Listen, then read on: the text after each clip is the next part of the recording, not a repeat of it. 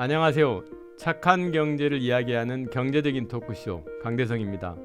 오늘은 빈곤과 불평등이 없는 정의로운 세계, 그리고 모든 사람들이 자기의 삶을 결정하고 그들의 기본적 권리가 보호되며 지속 가능한 환경이 보장되는 세상을 위해 힘쓰고 있는 다소 어렵죠? KCOC, 저희 나라 말로 표현하면 국제개발협력 민간협의회입니다. 여기에 사무총장으로 계시는 조대식 사무총장님 모셨습니다. 안녕하세요. 네, 안녕하세요. 제가 총장님 소개를 제가 간략하게 드리는 게 나을 것 같습니다. 예. 우리 조대식 총장님께서는 5대륙 7개국에서 외교관으로 근무를 하셨죠. 아주 그냥 머리부터 발끝까지 외교 냄새만 나시는 분이었습니다. 그래서 34년간 정부와 공직에서 근무해서 이제 민간 부문으로 넘어오셨거든요. 그래서 지금 현재는 외교부의 명예교수, 그리고 정부와 민간의 10여 개 기관의 자문위원으로 활동을 정말 왕성하게 활동을 하고 계십니다. 저도 SK에서 이제 은퇴 후 2라운드를 보내고 있는데 우리 조대식 총장님 2라운드가 정말 멋지신 것 같습니다. 그리고 또 하나 이제 이거는 우리 총장님께도 한번 여쭤보고 싶은데 10년 전 리비아 내전이 발발했을 때 리비아에 체류하는 14,000명의 우리 국민과 기업 직원들을 이렇게 구출했다 그럴까, 이런 탈출 작전을 그때 대사로서 현장 지휘를 하셨고, 또 리비아에 납치된 우리 국민 석방하기 위해서 정말 노력하셔서 72시간인가요? 그래서 인질을 구출했던 이런 역사적인 인물이십니다. 오늘 저희가 대담에 들어가기 전에 그때 인질 구출 작전 어떠셨는지 그것부터 잠깐 좀 들어가기 전에 아이스 브레이킹 차원에서 총장님 소개 한번 해주시죠. 예, 감사합니다. 이 과찬에 소개를 해주셨습니다. 감사드리고요. 그 벌써 이제 10년 꼭 10년 됐습니다. 그 당시에 제가 이제 그 부임하자마자 2주 만에 그 내전이 터졌습니다. 네. 그래서 그 제가 해야 되는 첫 번째 미션이 그 한 3주 정도 이내에 저희 그 당시에 저희가 이제 25개 정도 건설 기업이 있었고요. 거기에 우리 14,000명 정도가 이제 일하고 있었습니다. 거기에 한국인이 한 1,400명 네. 정도 되고 또 제3국인 해서, 그래서 그 저희 기업하고 이제 그 기업에서 일하시는 14,000명을 탈출시키는 것이 이제 제가 가자마자 해야 되는 첫 번째 일이었습니다. 어려운 과제를 맡으셨네요. 예, 한 1,000여 명 정도를 제외하고 이제 한 3,000여 명을 탈출하는데 한 3주 정도가 걸렸습니다. 그리고 마지막에 이제 그 나머지 분들은 조금 또 늦게 이제 나가셨는데 그 지금 이제 뭐 벌써 10년이 됐는데 지금 사실은 아직도 그 당시 제가 했던 그 기억이 생생하고요. 아직도 사실은 그때 기억은 이렇게 다시 이렇게 생각하고 싶지 않은 측면도 좀 있습니다. 너무 괜히 오늘 그 아픈 상처를 제가 건드렸네요. 상처까지는 아닌데요. 그게 상당히 이게 경험하기 어려웠던 그런 이제 보통 외교관으로서 우리가 뭐 전쟁을 경험한다는 건 상당히 이례적인 일인데요. 네. 그런 좀 특별한 경험을 했던 것 같습니다. 아이고, 그 여담입니다만은 제가 2019년도에 제가 이제 구피풀에 지금 상임이사로 있기 때문에 마다가스카르를 갔었어요. 예.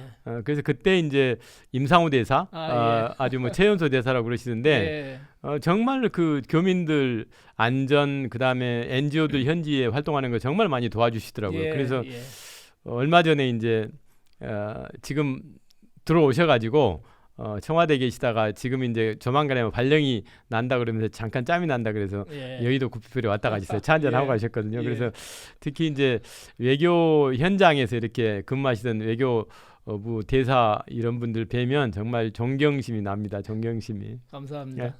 오늘은 이제 일반인들은 KCOC 그러면 상당히 낯설 거예요. 뭐 저처럼 이제 NGO에 근무하시는 분들은 KCOC가 어떤 일을 하고 있고 어떤 같이 협업을 어떻게 해야 된다는 걸 알고 있을 것 같은데, 오늘 저희 시청자분들을 위해서 KCOC에 대한 간략한 소개 부탁드리겠습니다. 예, 그 KCOC가 이제 그 사실 좀 소개하기가 쉽지는 않은데요. 저는 이렇게 좀 한마디로 이렇게 말씀을 드리고 싶어요. 이 440만 명의 그 은혜를 갚고 싶어하는 분들이 모인 곳이다. 이렇게 좀 설명을 드리고 싶고요. 이게 무슨 말씀이냐 하면은 사실 그 우리가 지금 지난 한 50여 년 동안 해외 원조를 받은 것을 씨앗으로 해가지고 네. 오늘날 우리 대한민국이 이제 이렇게 굳건하게 서 있는데 사실 이제는 우리가 갚을 때가 됐다. 네. 또 우리 그 가난한 저개발국 또 개발도상국에 도움을 주는 이러한 것이 필요하다. 이런 생각들을 가지신 분들이 440만 명이 모여서 140여 개 단체를 후원하고 있습니다. 네네. 그런데 여기에 이제 한 달에 우리가 2만 원, 3만 원씩 이렇게 내서 그 우리가 아프리카라든지 이런 어려운 나라에 있는 그 어린아이라든지 이런 분들을 이제 후원하는 이런 분들이 440만 명인데 이분들이 여러분들이 좀 잘 아시는 단체는 예를 들면은 그 월드비전이라든지 월드비전. 뭐 네. 굿네이버스 굿네이버스. 예. 또 세이브 더 칠드런 뭐 이런 단체들이 예, 예. 큰 단체로 많이 네네. 알려져 있고요. 그래서 이런 단체들을 만들어서 이제 활동을 하는데 이 안에 140개 단체 안에는 또 한 10,000명 정도의 이런 상근 직원들이 또 활동을 하고 네네. 있습니다. 현재 저희가 한 110개국에서 활동을 하고 있고요. 전체적으로. 그래서 그 이러한 그 한마디로 하면은 다시 한번 은혜를 갚고자 하는 네네. 440만 명의 그러한 분들이 모여서 이러한 활동을 하는 것이다. 이렇게 설명을 네. 좀 드리고 싶습니다. 그러니까 이제 대한민국이 6.25 전쟁을 겪고 나서 예. 많은 주변 국가들로부터 많은 도움을 많이 받았잖아요. 예, 예. 그런데 유일하게 그 6.25라는 전쟁의 상처를 잘 극복을 하고 이제 OECD 어엿한 강국으로서 이제 저희가 이제 개도국을 이렇게 후원하는 이런 후원자 입장으로 바뀐 것 같아요. 예, 정말 그렇습니다. 이게 이제 대한민국의 저력인 것 같은데 지금 말씀해주신 대로 그런 분들의 집합체를 이렇게 오가나이징 해주고 하시는 아주 중요한 일을 하고 계시는 것 같습니다. 예. KCOC가 아마 두 개의 축, 인도 지원과 개발 협력 이렇게 역할을 한다고 들었는데 이거에 대한 설명을 좀 예. 부탁을 드리겠습니다. 그 저희가 하는 게 이제 그 개발 협력이라는 용어를 쓰는데요. 이것도 사실 용어가 익숙치는 않으실 것 같아요. 되게 이제 우리가 해외 원조라는 말은 좀 익숙하실 거고 이 해외 원조 과거에 이렇게 이제 부르던 것을 지금은 이제 개념도 좀 확장이 되고 변화가 돼서 개발 협력이라고 부릅니다. 그래서 KCOC가 하는 것이 이제 개발 협력인데 이 내용은 크게 두 가지로 구성이 되어 있습니다. 두 가지 기둥이죠. 하나는 그 우리가 인도 지원이라고 부르는 거고 보통 구호 뭐 이렇게 많이 네네. 부르고요. 또 하나는 이제 개발 협력이라고 이렇게 부르는데 이게 두 개가 이제 차이가 뭐냐하면 하나는 그 아주 그 긴급한 그 재난 대응하는 것이 우리가 보통 인도 지원 또는 구호라고 부르는 거고요. 네. 이게 구호 단체라고 우리가 익숙하게 부르는 예. 게 바로 이런 거죠.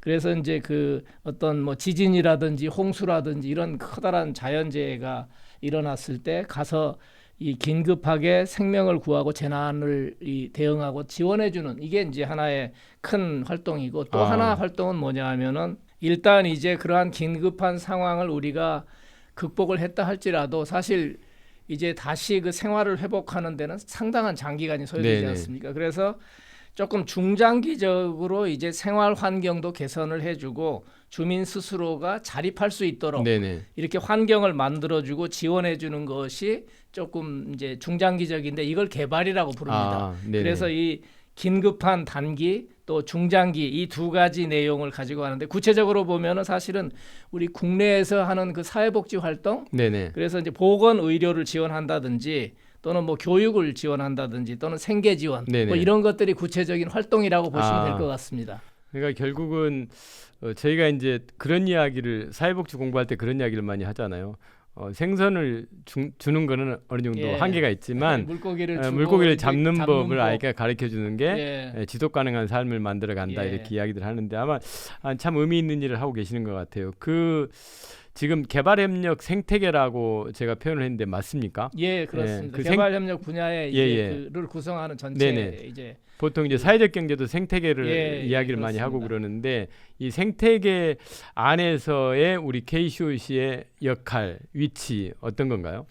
그 이 생태계라는 용어가 조금 익숙치는 않으실 텐데요. 이렇게 생각하시면 될 것 같아요. 이 해외 원조를 하면은 두 개의 주머니가 있다고 보시면 돼요. 네네. 하나는 우리가 정부 재정에서 이 세금에서 나오는 그 ODA라는 게 있고요. 네네. 그건 이제 익숙하실 거고 또 한 가지는 우리 개개인이 민간 개개인들이 아까 저 단체들 후원할 때 네. 몇만 원씩 매달 이렇게 예, 하는 예. 그러한 그 개인 기부 후원금이 모여서 하는 이 주머니 두 가지 주머니가 있습니다.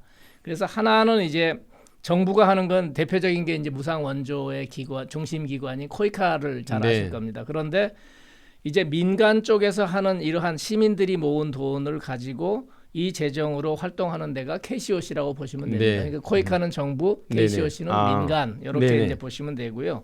유사한 점도 있는 게 이 재정 규모라든지 이런 것은 사실 유사합니다 매년. 네네. 근데 저희가 저도 사실 정부에 있을 때 민간 쪽에서 우리 개개인들이 이렇게 후원하는 게 모이면 이만큼 크다는 것을 저도 네네. 사실 몰랐거든요. 그러니까 연간 코이카에서 운영하는 그 재원하고 우리가 이 개개인들이 내는 이 모인 돈 자체가 비슷한 규모로 운영된다고 보시면 네. 될 것 같습니다. 지금 그러면 KCOC는 아까 말씀드린 월드비전, 뭐 굿네이버스, 제가 속한 굿피플 예, 그렇죠. 이런 민간 NGO들의 어떤 연합체 이렇게 이해를 하면 되는 거죠. 예, 그렇습니다. 그러면 예를 들어서 지금 하고 계시는 이제 그 연합체로서 하고 계시는 일들이 좀 있을 것 같은데 제가 이제 KCOC 홈페이지를 좀 들어가 봤더니 예. 거기에 먼저 월드 프렌즈 봉사단 예. 이런 활동들을 하고 계시는데 예. 먼저 이제 지금 KCOC 하고 계시는 일 하나하나 우선 몇 가지 대표적인 사업 우리 시청자분들께 소개를 하는 의미에서 먼저 월드 프렌즈 봉사단 어떤 건지 가고 싶으면 어떤 준비를 해서 어떻게 어플라이를 해야 되는 건지 예. 그런 것까지 같이 좀 설명을 예. 부탁드리겠습니다. 그 우리가 보통 그 해외 봉사단이라고 많이 알려져 있고요. 이 프로그램은 이제 어떤 의미에서 세계 시민 의식을 배우고 또 실천하는 그러한 프로그램이라고 할 수 있고요. 이 매년 지금 한 5천여 명이 파견이 됩니다. 5천 명. 굉장히 많죠. 네. 그래서 생각보다 많습니다. 그래서 이 기간이 이제 2, 3주 이렇게 짧은 데서 6개월짜리도 네. 있고 또 1년 이상 되는 게 5천 명 중에서 1년 이상 장기가 되는 것이 1, 2년. 이게 한 2천여 명 정도 된다고 보시면 네네. 크게 이제 보면은 그래서 이 5천여 명이 파견이 되는데 목표는 이 파견하는 목표는 세 가지라고 보시면 돼요. 하나는 뭐냐면은 이 개도국 우리가 이 파견하는 그 저개발국 개도국의 그 개발을 우리가 지원하고 도움을 주는 것이 하나고요. 네. 또 한 가지는 우리 청년들 특히 이제 청년들이 이제 8, 90%가 나가기 때문에 네네. 이제 여러 그 연령대가 있지만은 우리 청년들의 성장 이게 두 번째 목표라고 보시면 되고요. 예. 세 번째는 결국 이러한 활동을 통해서 두 나라 우리나라와 또 우리가 파견돼 있는 그 개도국 이 두 나라 간의 그 우호하고 협력을 만드는 것. 이 세 가지가 이제 목적이라고 할 수 있죠. 민간 외교 그렇죠. 하나의 이게 또 축이네요. 민간 외교의 하나이고 또 특히 청년 입장에서 보게 되면은요. 이게 이제 자기의 그 어떤 진로를 탐색하고 또 개발하고 또 이제 자신의 인생을 설계하는데 그 시야를 좀 확장하는 이러한 네네. 굉장히 그 긍정적인 효과도 가지고 있는 그런 그 프로그램이라고 보시면 될 것 같습니다. 또 하나의 사업 세계 시민교육 이거에 대한 설명을 좀. 이 이제 해외 봉사단 조금 전에 말씀드린 거하고도 또 연결이 돼 있는데요. 이제 아까 제가 처음 설명드릴 때 세계 시민 그 의식을 배우고 또 실천하는 것이다 이런 말씀을 드렸는데 이 세계 시민이라는 것은 이제 뭐 익숙하신 분들도 많으실 것 같아요. 이 어떻게 보면 세상을 보는 눈이 이제 시각이 있지 않습니까? 네. 볼 때 세상이 이제 국경이라는 걸 중심으로 나라와 나라가 이렇게 떨어져서 서로 따로따로 산다라는 그러한 시각으로 세상을 볼 수도 있고 또 하나 지금 이제 특히 이제 팬데믹 이후에 이제 그러한 인식이 많이 높아졌지만은 이게 결국은 다 연결돼 있고 분리돼서 살 수가 없는 그러한 세상이구나. 네. 이러한 그 보는 이제 어떤 두 가지 시각이 있을 수 있잖아요. 그래서 세계 시민 의식이라는 건 그 중에서 그 과거에 우리가 개별 국가 간의 경계가 있던 그런 시절을 넘어서서 이제 지구가 하나의 마을이다. 네네. 라는 그러한 생각으로 세상을 보는 것. 이것이 이제 세계 시민 어떻게 보면 의식이고요. 이런 걸 갖는 것이고 이걸 개인한테 이제 적용하면은 자기 자신을 볼 때도 결국은 어떤 개별 국가에 소속한 국민이 아니고 네. 지구 마을에 소속한 지구 마을에 세계의 있는, 어떤 나의 시민이 되는 거죠. 네네. 그래서 이러한 그 세상을 보는 시각, 나를 보는 시각이 바뀌는 것이 이제 예, 세계 예. 시민 의식이고 바로 지구촌의 이러한 시각에서 나를 쳐다보고 함께 우리가 협력해서 살아가야 되는 세상, 이러한 그 인식을 갖는 것이 이제 세계 네. 시민 의식이라고 좀 설명을 드리면 될 것 같습니다. 아까 저희가 월드 프렌즈 잠깐 그 총장님하고 대화를 나누다가 예. 그 지금 이제 젊은이들이 월드 프렌즈에 한번 도전하고 싶단 말이에요. 예, 예. 그러면 우리 KCOC 홈페이지에 공지가 되나요? 어떻게 예, 되나요? 그렇습니다. 지금 코이카하고 이제 아까 두 개의 플랫폼 제가 네네. 말씀드렸잖아요. 근데 이제 정부 기관의 그 코이카 플랫폼 이제 홈페이지에도 그게 있고, 그 다음에 이제 또 민간 쪽에서 일어나는 거는 KCOC 홈페이지에 또 상세하게 잘 나와 있습니다. 네네. 그래서 양쪽 홈페이지를 다 들어가서 보시게 되면은 그 준비할 수 있는, 사실 그 어떤 자격을 갖춰야지 되는가 하고 궁금해하시는 분들이 있는데요. 그 요즘 상황에서는 의지만 있는 청년이 60대까지 쭉 이렇게 펼쳐져 있으니까 유엔에서 의지만 이야기- 있는 19세 이하 대한민국의 사람이면은 누구든지 나갈 수 있고요. 19세 이상. 예. 그 누구든지 나갈 수 있고, 그리고 지금 이제 그동안 이게 매년 5천 명씩 나가가지고 지금 사실은 누적으로 치면은 상당한 숫자가 이미 나갔거든요. 네네. 그리고 이러한 경험들의 그 기회들이 이제 상당히 많기 때문에 과거에는 이게 좀 경쟁이 있고 그래서 네네. 자기가 가고자 하는 그 이제 그 어떤 해당하는 그런 프로그램으로 나가기가 쉽지는 않았는데 네네. 요즘 같은 경우는 굉장히 그 자기가 의지만 있으면은 나가는데 크게 어려움이 없는 그런 네. 상황입니다. 그래서 아. 누구든지 좀 이러한 기회를 잘 활용했으면 하는 그러한 그 권고도 좀 드리고 싶고, 꼭 좀 이러한 기회들을 네. 잘 활용해 가지고 우리가 단순히 이게 어떤 진로 탐색을 넘어서 가지고요. 굉장히 지난 뭐 이게 30년 넘게 우리가 파견을 해왔는데 네. 30여 년 동안 이렇게 나갔다 오신 분들, 그 청년들이 이러한 프로그램을 통해서 1, 2년을 통해서 시각이 바뀌어 가지고 자신의 그 진로를 개척하는데 굉장히 많은 도움을 받은 사례들이 네네. 굉장히 많습니다. 그래서 지금 특히 대학생들이거나 학생인 경우에는 네네. 이러한 프로그램을 꼭 좀 활용해서 네. 이렇게 좋은 프로그램이 있으니까 활용을 했으면 좋겠다, 이런 생각이 듭니다. 그 예를 들면 이제 기업이나 이런 정부 공직에 있다가 이제 나이가 뭐 50대 후반, 뭐 60대면 다 은퇴를 하잖아요. 예. 그러면 그 은퇴자들도 도전할 예, 수 그렇습니다. 있는. 지금 현재 보게 되면 한 70에서 대개 80% 사이가 이제 20, 30대 청년들이고요. 네네. 나머지 한 대개 15에서 20%는 많으신 분은 70세까지 있으십니다. 그래서 이제 그 40대나 50대 어떤 그 자신의 그 첫 번째 커리어를 마치고 네네. 해외에서 그 제2의 커리어로 이런 걸 시작해서 나가서 활동하시는 분들이 많고요.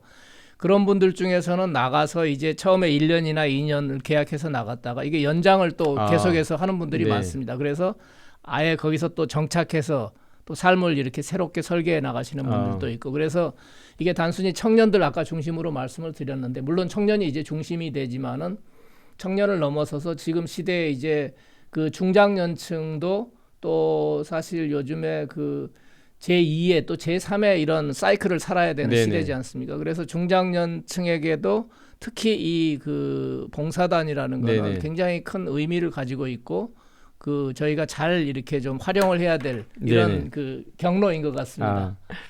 그 이걸 본 시청자분들께서 오늘 또 좋은 팁을 얻으셨으니까 특히 저처럼 은퇴하고 나서 2라운드 어떻게 지낼 건가, 100세 시대인데 도전을 한번 해보시기를 간곡히 권해드리겠습니다. 또 다른 질문 한번 드려보면 예. 이게 이제 NGO가 모금과 배분이라는 두 가지 축으로 운영이 되잖아요. 예. 이게 뭐 정부 돈이 됐건 민간의 돈이 됐건 그 돈을 사용을 해서 어떤 소셜 임팩트를 만들어냈다는 것을 분명하게 이렇게 피드백을 좀 해줘야 될 것 같은데, 지금 KCOC가 재건복구 활동이나 이럴 때 정부로부터의 지원금을 각 단체에다가 이렇게 지원하고 관리하고 계시잖아요. 예. 그러면 여기에서 지금 투명성 관점에서 또 그 그 돈이 들어가서 어떤 소셜 임팩트를 만들어냈다는 그런 것들 어떤 프로세스를 가지고 관리하시는지 소개를 좀 부탁을 좀 드리겠습니다. 지금 말씀해주신 게 굉장히 중요한 그 지점이거든요. NGO 이 비정부 기구의 비영리 이러한 그 단체들의 그 활동하는 정당성을 갖는 이유가 이 기부 또는 후원한 것이 충분히 우리가 그 의도대로 쓰였는가 하는 네. 부분이지 않습니까? 이거를 이제 책무성이라고도 부르고 또 이 투명성, 책무성 그리고 효율성이 네. 이게 확보가 돼야지만 계속 우리가 이제 기부를 할 수 있는 거거든요. 그래서 지금 이 비영리 쪽 특히 NGO 이쪽 생태계 단체들에 있어서 최근에 가장 그 우선순위가 사실은 지금 이 부분입니다. 그래서 어떻게 하면은 책무성, 투명성을 강화해서 그 기부 또는 후원을 하는 분들 또는 정부나 시장, 이 기업의 입장에서도 마찬가지고요. 그쪽에서도 이렇게 이 NGO를 쳐다볼 때 여기를 신뢰할 만한 곳인가 이것을 판단하는 기준이 되기 때문에 그 부분에 대해서 저희가 지금 굉장히 그 중요한 우선순위를 가지고 이러한 역량을 높이기 위해서 활동을 여러 가지 하고 있고 예를 네. 들면 이제 회계 투명성 교육 같은 거를 계속해서 지금 해나가고 있습니다. 사실 네. 중소단체, 큰 단체는 뭐 이제 자체 능력이 있지만 중소단체 경우는 이 회계 투명성 부분에 있어서 사실은 그 충분한 직원이 있지 않고 역량이 없기 때문에 네. 이게 이루어지지 않는 경우도 네. 많거든요. 이걸 의도해서 뭔가 불투명하게 네. 하겠다라는 것보다 역량이 없어서 이제 네네. 그 중요한 거는 어떻게 하면 역량을 갖출 수 있느냐로 예. 이제 또 문제가 다시 기결되거든요.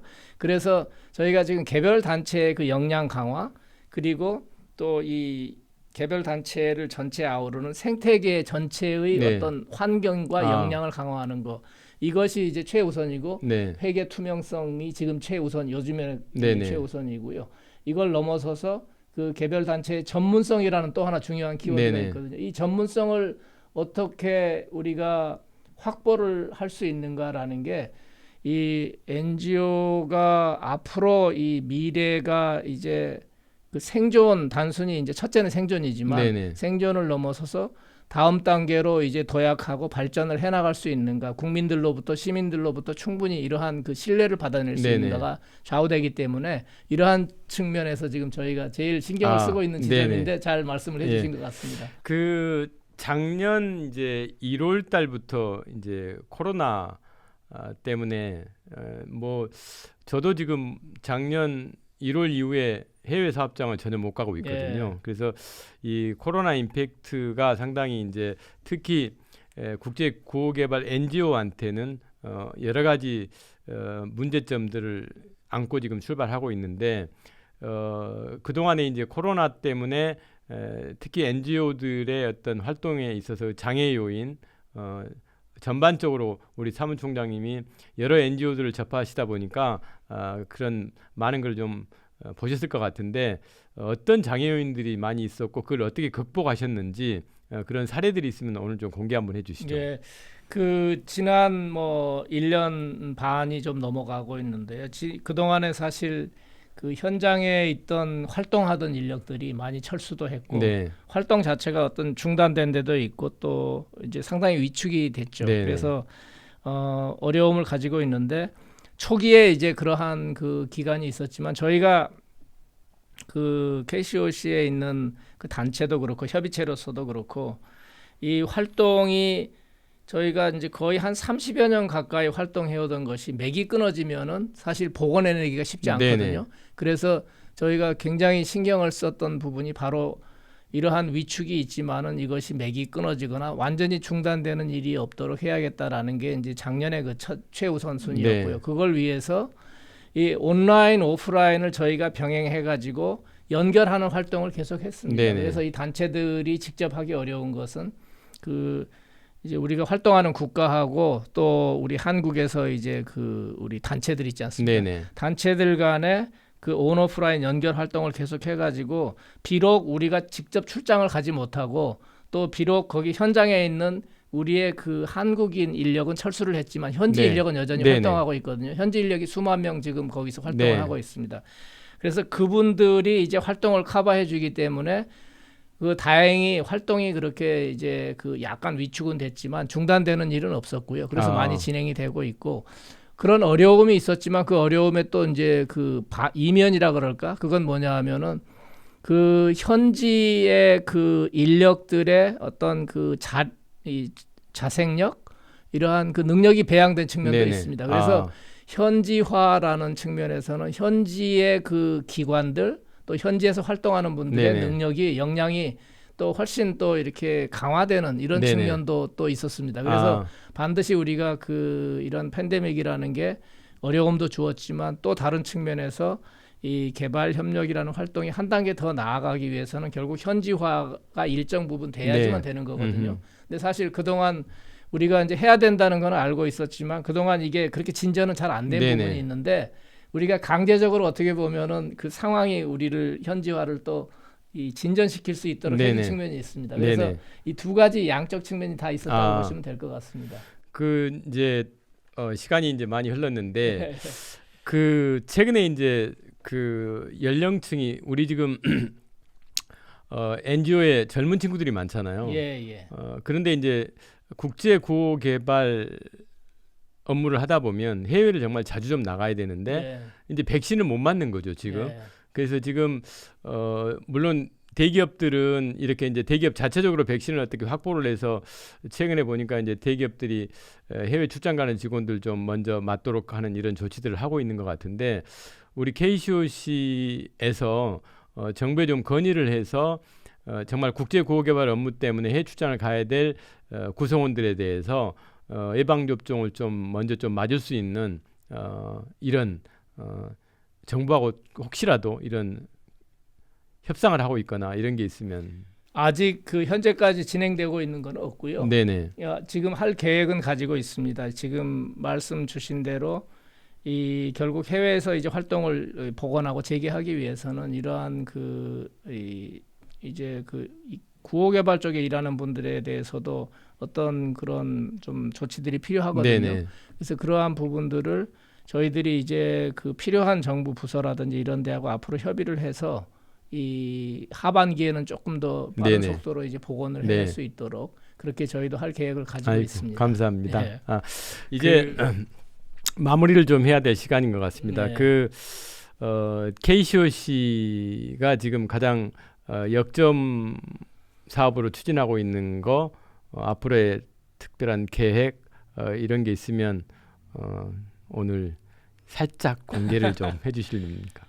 그 사실 지금 뭐 제일 역점을 두고 있는 거는 이제 팬데믹을 극복하는데 우리가 어떻게 힘을 보태고 또 팬데믹 이후를 어떻게 준비할 것인가. 이게 이제 KCOC도 마찬가지로 저희가 이제 최우선 어떤 과제라고 할 수 있고요.